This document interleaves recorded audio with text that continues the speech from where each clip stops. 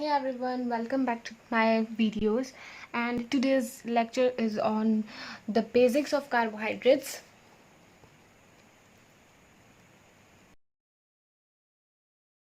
What are carbohydrates? Carbohydrates are nothing else but polyhydrated aldehydes or ketones. Polyhydrated means it has more than one hydroxyl group. Aldehyde means it has an aldehyde group or a ketone group. So, in other words, if we want to say what are carbohydrates, then we can say on hydrolysis, that means on breakdown of these carbohydrates, it yields hydroxyl groups. It is classified in three major classes named as monosaccharides, oligosaccharides. Let's see what are monosaccharides. See, in each and every class you can see the common word is the saccharide. So what is a saccharide? Saccharide in Greek is known as saccharon. In Greek it is known as saccharon, that means sugar. So if we say monosaccharide, that means a single sugar molecule. Monosaccharide is nothing else but a single sugar molecule. Now this has a variety of biomolecules. Why? Because a single sugar may contain 3 carbon atoms or 5 carbon atoms or 6 carbon atoms, maybe 7 carbon atoms, maybe 4 carbon atoms. So a monosaccharide is a single sugar, but a single sugar could be of 3 carbon atoms, 4, 5, 6 or 7 carbon atoms. So we are going to understand each and every one. So let's start with the 3 carbon molecule structure. So let's draw 3 carbon atoms. And as we said that what is carbohydrate, it is polyhydrated aldehydes. So first we have to give a aldehyde group. We would give an aldehyde group to the very first carbon, and now it also has it should also have hydroxyl group. It more than one hydroxyl group, as we are saying it as a polyhydrated aldehyde or ketone. So I have given here hydroxyl group, 2 hydroxyl groups.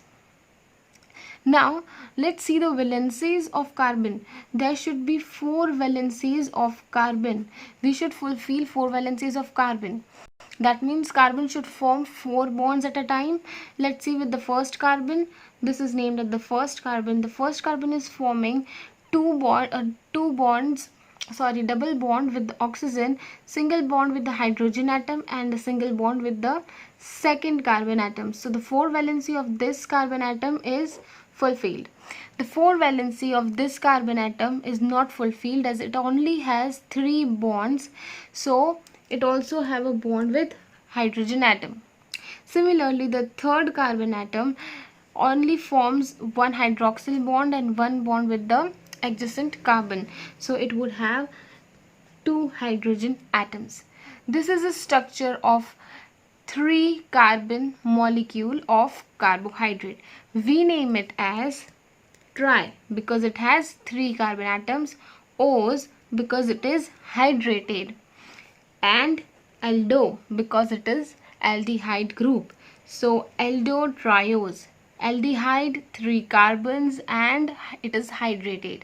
So it is also known as aldotriose. This sugar is named as glyceraldehyde. Okay, this was about aldotriose. Let's move towards the one which have ketone group. Okay, so similarly I am going to draw 3 carbon atoms. But now here there is a problem. If I give a ketone group to the very first carbon atom, then I won't be able to fulfill the valency. If I try to fulfill the valency of the first carbon atom, then it would probably show you same as in the aldehyde. So we cannot give the functional group to the first carbon atom, and so we have to give the functional group to the second carbon atom. The first carbon atom will definitely have a hydroxyl group. The third carbon atom will definitely have a hydroxyl group.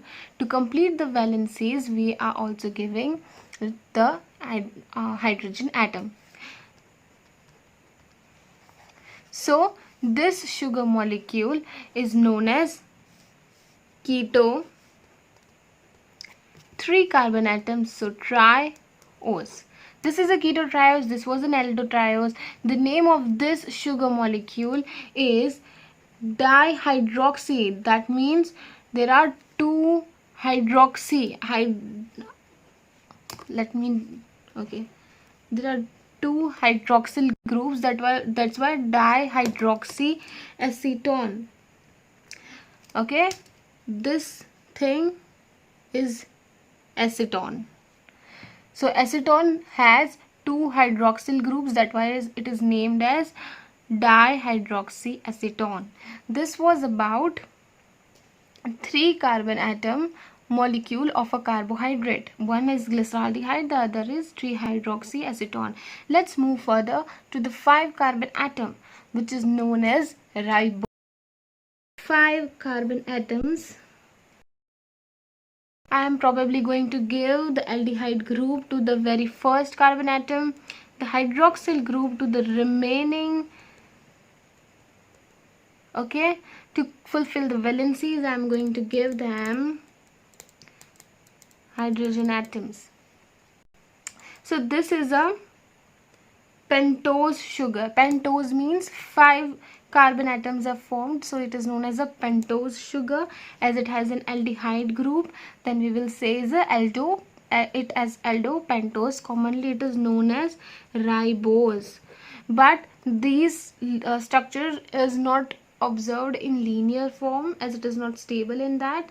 So it has a ring like circular structure. How does it form a circular structure? So the 4th carbon tries to form the bond with oxygen of the very first carbon. So the whole linear structure tends to bend and form a ring. Let's try to draw a ring like structure. This is the aldehyde group. This is the first carbon atom. This is the second carbon atom. This is the third carbon atom, the 4th carbon atom, which is trying to form a bond with the oxygen of the first carbon atom. So second carbon atom has a hydroxyl group and a hydrogen. The third also has a hydroxyl group and a hydrogen. The 4th also has a hydroxyl group, yet it has an hydroxyl group. It is also attached to the 5th carbon atom. Okay, and still it has a hydrogen group too, a hydrogen atom too. So once this ribose sugar will form a bond with this oxygen, the hydroxyl group of this carbon atom, would shift its position to this carbon. Okay, so the hydroxyl group will move towards this. Let's see the structure of the ribose. So this is the structure of ribose sugar. This is the 4th carbon, and the hydroxyl group of this 4th carbon is now shifted to the first carbon atom. Okay, so this is the ribose sugar. If I remove an oxygen atom from this ribose sugar, then it would be known as deoxyribose, which forms the main contribution in the structure of DNA, which is named as deoxyribonucleic acid. Okay, it is made up of deoxyribose. This ribose is used in the structure of RNA, that is ribose nucleic acid. Moving forward to the other ketopentose structure, which is known as, any guess? Ribulose. It is also a 5 carbon structure, and as usual I am going to draw 5 carbon atoms. I am going to give a ketone group not to the first carbon but to the second carbon. Okay, so I have fulfilled the valency, and as we can see the ketone group is at the second carbon atom. Here we are only going to see the linear structure of ribulose and not going to see the circular structure. This ribulose structure is also known as D-ribulose. The mirror image of this, let me draw it.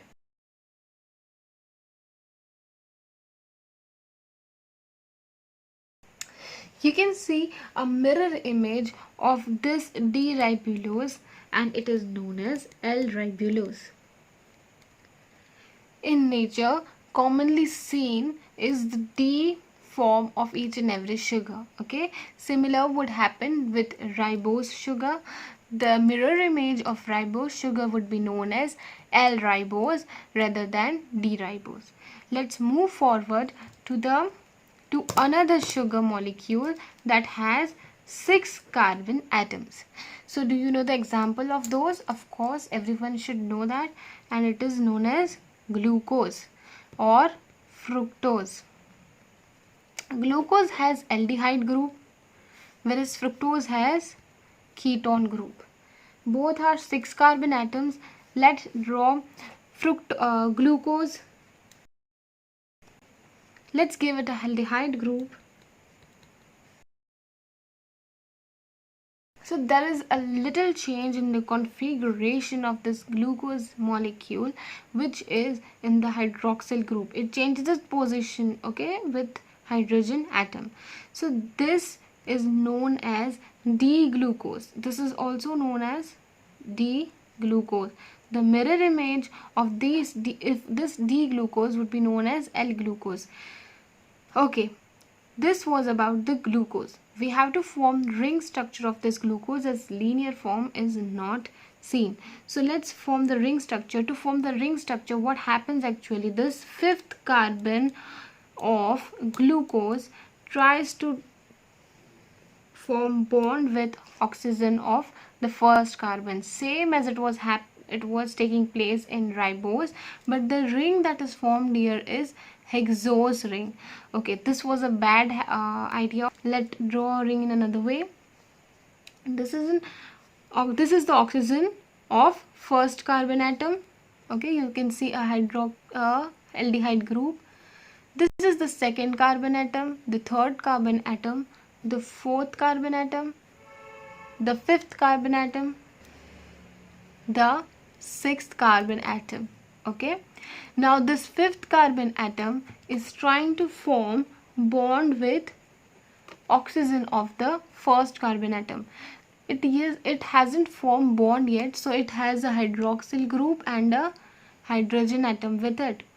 As soon as it forms the bond with the oxygen of this carbon, what happens? The hydroxyl group shifts its place from this carbon to the first carbon, and the ring which we get is the first carbon atom gets a hydroxyl group and a hydrogen. The second gets a hydroxyl group, a hydrogen. You can see the third carbon atom has a hydroxyl group in the opposite direction.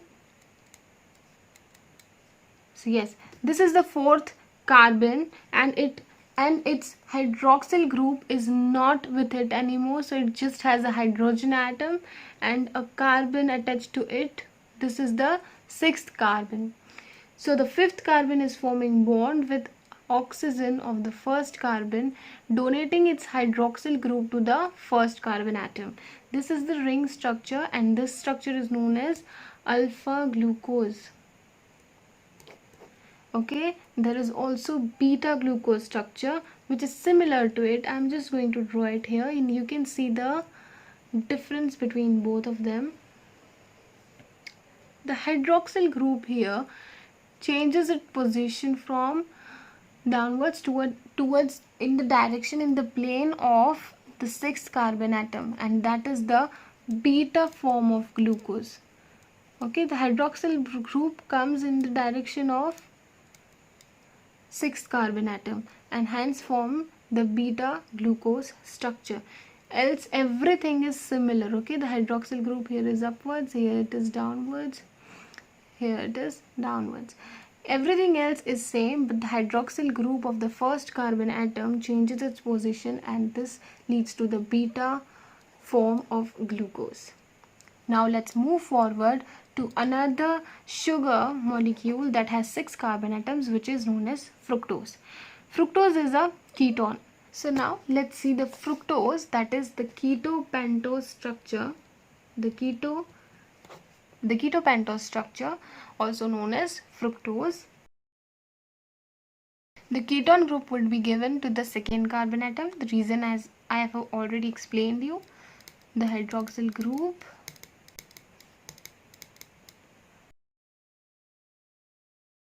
So this is the structure of fructose.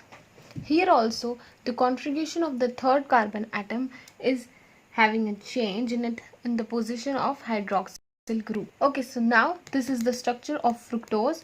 This is known as the D structure of fructose. The mirror image of the same would be known as L structure of fructose, L form of fructose. Okay. So to form the circular form, the ring-like structure of this pentose sugar, the fifth carbon atom of this fructose tends to form bond with the oxygen of this functional group of the second carbon atom. The second carbon atom has the functional group ketone, and the fifth carbon atom is trying to make bond with it. So this won't have a hexagonal ring, as the atoms that are involved are 1, 2, 3, 4 and 5. So a pentose ring would be formed. This is the oxygen that has a ketone group with the second carbon atom. This is the third carbon atom. This one is the fourth carbon atom. The fifth carbon atom, which is trying to form bond with the oxygen of the second carbon atom. This one is the sixth carbon atom. The first carbon atom also have a hydroxyl group. So here is the second carbon atom also has another first carbon atom attached to it. So yes, here it is in the ring-like form. The second it also has a hydrogen group, or it doesn't. I don't have anything else. Why am I doing such things? I don't know. Just forget it out. This was the second carbon atom. The third carbon atom has a hydroxyl group and a hydrogen group. The fourth carbon atom has a hydrogen and a hydroxyl group. The fifth carbon atom also have a hydroxyl group and a hydrogen group. As soon as this fifth carbon atom will form a bond with this oxygen, then the hydroxyl group will shift its position from here to this carbon atom. Okay, and the structure that would be formed could be drawn as, this is the second carbon atom, this is the third carbon atom, this one is the fourth carbon atom. The hydroxyl of this carbon has now been shifted to the second carbon atom. The second carbon atom also have the first carbon attached to it, which is out of the ring. This is first, second, third, fourth, fifth and a sixth carbon atom that has a hydroxyl group, which is not a part of the ring.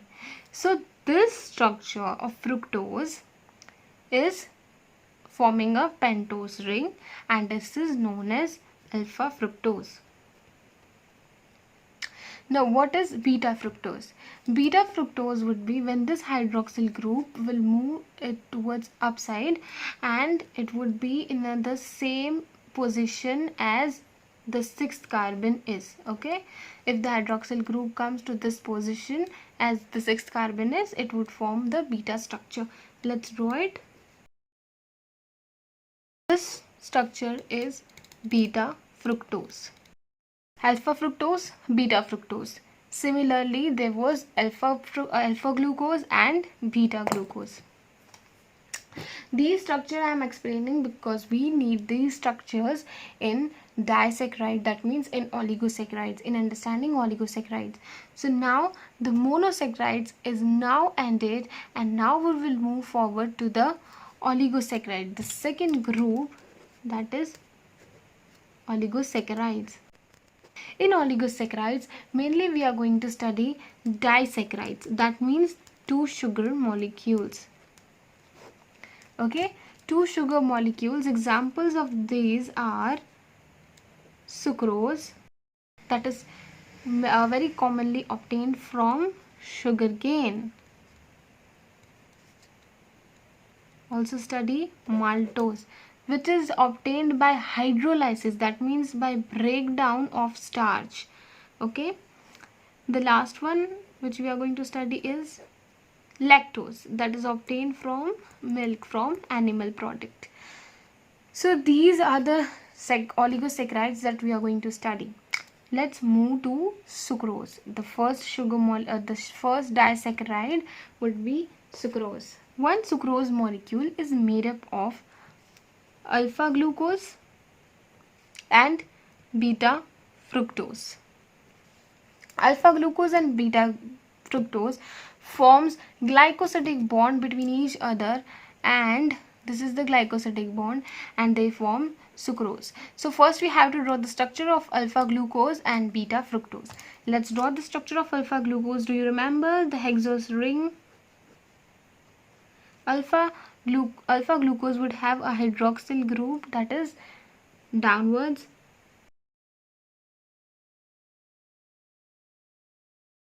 So in beta, the hydroxyl group would come in the same position as the sixth carbon molecule, sixth carbon atom is.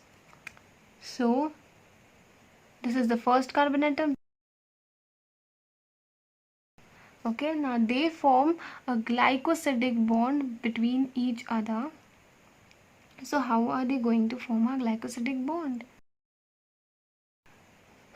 Here is the hydroxyl group, here is a hydrogen atom. We are flipping, so the hydroxyl group comes here. This is the first carbon atom. This is the first carbon atom. This is the second, third, fourth, fifth, and the sixth carbon atom. Hydroxyl of second carbon atom forms bond with the hydroxyl of first carbon of glucose. I want to mention here, there could be two ways that we could give structure of beta fructose. This is the one that the hydroxyl group of the second carbon moves upwards where this sixth carbon is. The other beta structure that we could give would be the sixth carbon is downwards and so does the hydroxyl group. So wait, let me explain. This is the first carbon in this figure, second carbon, third carbon, fourth carbon, fifth, and the sixth. So sixth carbon and the hydroxyl group are on the same position almost. Okay, and in this structure also, this is the first carbon, this is the second carbon, third, fourth, fifth, and the sixth carbon. So here also sixth carbon and this hydroxyl group are on the same place. So both are beta fructose structure. Okay, now mirror image of this means when we flip it out, when the first carbon comes this side, then which kind of bond is formed? This is the glucose molecule, alpha glucose, that has a hydroxyl group. This is a pentose sugar where this is the second carbon, third carbon, fourth carbon, fifth carbon, and the sixth carbon is here. The first carbon is here. So the hydroxyl group is here. So these both tends to form bond, removing one hydrogen molecule. Okay, and the bond form here is known as glycosidic bond. How would you name this glycosidic bond? Here, removal of the hydrogen molecule is visible. Only one oxygen is remained and rest two hydrogen atoms and oxygen atom is removed in the form of H2O. And this bond is known as glycosidic bond. But there is name of this glycosidic bond as the first molecule is alpha glucose molecule, so we will name it as alpha. The bond is formed between the first carbon of this alpha glucose, so alpha 1, and with hydroxyl of second carbon atom, so alpha 1 2 glycosidic bond. Why alpha? Because glucose is alpha. In its first in the hydroxyl group of the first carbon atom is forming bond with the hydroxyl group of the second carbon atom of this beta fructose. We are not going to mention beta fructose here, we are just going to mention the alpha glucose. So alpha 1 2 glycosidic bond. This was about sucrose. Let's move towards maltose. Maltose is comparatively easier as it is forming bond between glucose molecules. It is just a linear structure that forms bond between two glucose molecule. So here also we are going to see is alpha structure of glucose. Okay, so in alpha structure of glucose, the hydroxyl group is here. This is the first carbon atom, this is the second carbon atom, this one is the third carbon atom, this one is the fourth carbon atom, this one is the fifth carbon atom which has donated its hydroxyl group to the first one, and here is the sixth carbon atom. Similarly, I am drawing it at this side.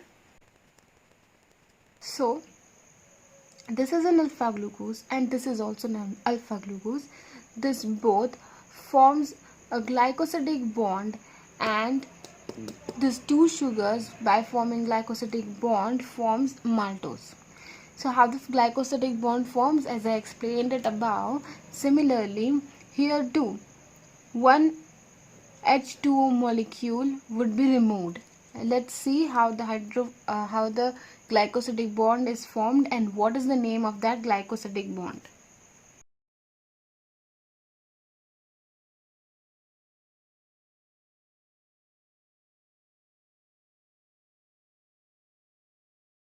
So the glycosidic bond is formed by the removal of a H2O molecule. This glycosidic bond is formed between the first carbon of first alpha glucose, so we will name it as alpha 1, and the other alpha glucose which is involved in the glycosidic bond is the fourth carbon of this glucose molecule. So the first carbon on the first glucose molecule, the fourth carbon of the fourth glucose molecule, hence we will name it as alpha 1 4 glycosidic bond. Okay, the type of bond which we saw in sucrose was alpha 1 2 glycosidic bond. Here what with the type of bond we are seeing is alpha 1 4 glycosidic bond. The third example of disaccharide or oligosaccharide is lactose. This lactose is also a disaccharide, that means it is also made up of two sugar molecules. The first sugar molecule is galactose. Galactose is nothing else but a beta glucose. Okay, and the other sugar molecule is glucose. It is alpha glucose. So beta glucose and alpha glucose forms the glycosidic bond between each other, and hence lactose is formed. Let's see it. As this is a beta glucose, so of course the hydroxyl group of the first carbon would be on the same side as the sixth carbon. So hydroxyl group will be above. Beta glucose, also known as galactose, this is going to form a bond with alpha glucose. The bond we can see is formed as a kind of Z kind of bond, okay, because this Lactose have two glucose molecules, but one is the beta glucose form and the other is alpha glucose form. Because of beta glucose form, the hydroxyl group is here. So the bond that is forming is the slant bond. This bond is also named as beta, because this is the beta molecule. Beta 1, the first carbon atom, and 4, the fourth carbon atom of the glucose. Beta 1 4 glycosidic bond. And with this we complete our disaccharides. Now we would move forward to the last group, which is named as polysaccharides. So names of polysaccharides, and as there was a myth that carbohydrates are always sweet in taste, so no, when we go to polysaccharides we see that all carbohydrates are not sweet in taste. And here are the examples. The first example is starch, okay, then cellulose, also glycogen. These three polysaccharides are most common, and they are most abundantly found in nature. Starch is mainly found in wheat, which we eat. Cellulose is found in the cell wall of plants. Of course, animals don't have cell wall, so it is found in the cell wall of plants. And glycogen is stored in our body when there are high glucose level, okay. So our when there are high glucose level in our blood, our liver converts that glucose into glycogen. So we are going to see that these three structures, okay. Before going to these structures, we need to understand two important structures which are known as amylose and amylopectin. These both are also known as polysaccharides. Let's see the structure of amylose and amylopectin. On these both structure, we are going to understand starch, cellulose and glycogen. Amylose. Amylose is nothing else but a series of alpha glucose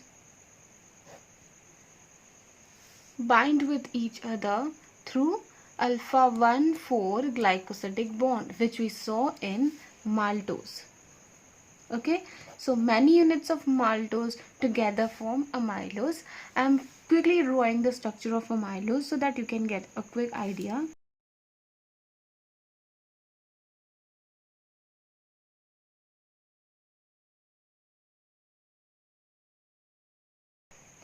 So you can see that I have drawn a series of alpha glucose bond which have bond between them, which is named as alpha 1 4 glycosidic bond. Okay, so a series of these alpha glucose which are bound with each other are known as amylose. This is a polysaccharide.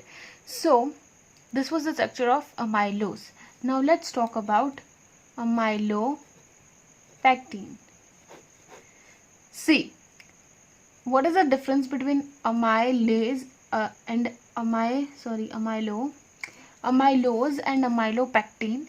The word pectin, that means they are more compact, they are more packed to each other. The amylopectin is branched instead of linear line. Amylopectin is having a lot of branches.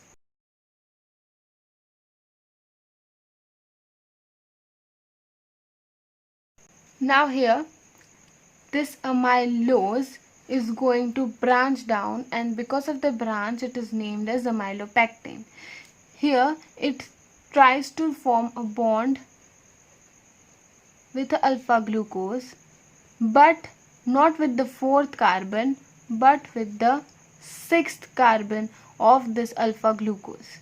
While forming the bond with sixth carbon, this alpha glucose removes its hydroxyl group, donates it hydroxyl group, okay, and here also it was hydroxyl group, so that is also removed and only an oxygen is remained.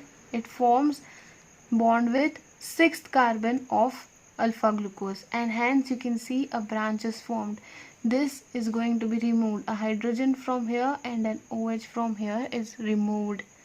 Okay, this bond is known as alpha 1 6 glycosidic bond. Okay, so in amylopectin we see two types of bond.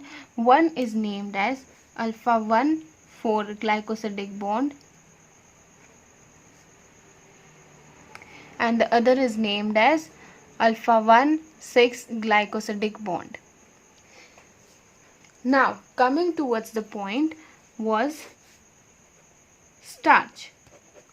Now starch contains approximately 70 to 75% of amylose and 25 to 30% of amylopectin. That means starch is branched but not that much branched. It is more with linear structure of glucose. Okay, this starch is insoluble in water. You may have practiced it in laboratory when you are trying to dissolve starch in water. You need to heat it up, you need to shake it. It is insoluble in water. This was about starch. The difference between starch and glycogen is just that glycogen is more branched. That means it has more of amylopectin in compared to starch, and so it is more branched. If the linear line is going from here, it will start branching off. Okay, they start branching off, and we can see a lot of branch. This is a linear structure which branches and connects to other branch. This is also a linear structure growing on, and then it connects with a branch. This linear structure also connects with a branch. So this is glycogen, which has more amount of amylopectin, and so it starts showing the glycosidic bond of alpha 1 6 form. Glycogen has more of this amylopectin bonds, that means alpha 1 6 glycosidic bond, and so it shows a lot of branching structure, whereas starch is more of linear. Yes, it is branched but not that much. So this was the difference between starch and glycogen. Okay, starch we naturally obtain from plants, from fruits, from vegetables, grains too. Glycogen, our body also make glycogen in liver, as I explained earlier. If we have a more amount of glucose in our blood, then our liver stores that in form of glycogen. Cellulose. Now cellulose is not made up of amylose or amylopectin. It is rather made up of beta glucose, a linear series of beta glucose. So what was the structure of beta glucose?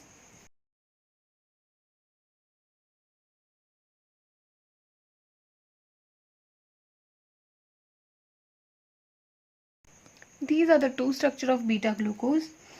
The hydroxyl group of the first carbon is on the same side as the sixth carbon. Similarly, the hydroxyl group of the first carbon is on the same side as of the sixth carbon. So these two beta glucose form glycosidic bond between each other, and linear structure of it is known as cellulose. It is also denoted by a formula which I will tell you later. Let's form the glycosidic bond.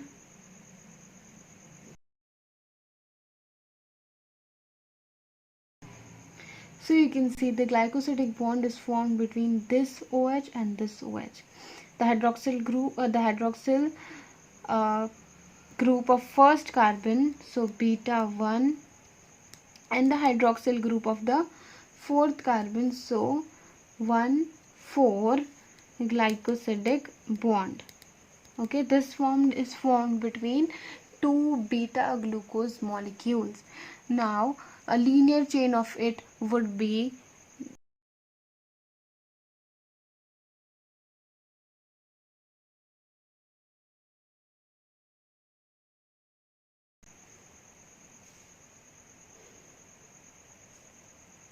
this is the formula of cellulose.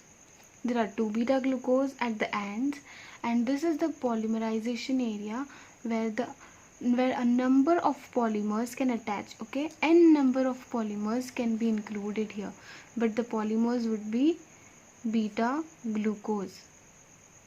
The unit of polymers would be beta glucose. So this was the structure of cellulose. With this we complete carbohydrates.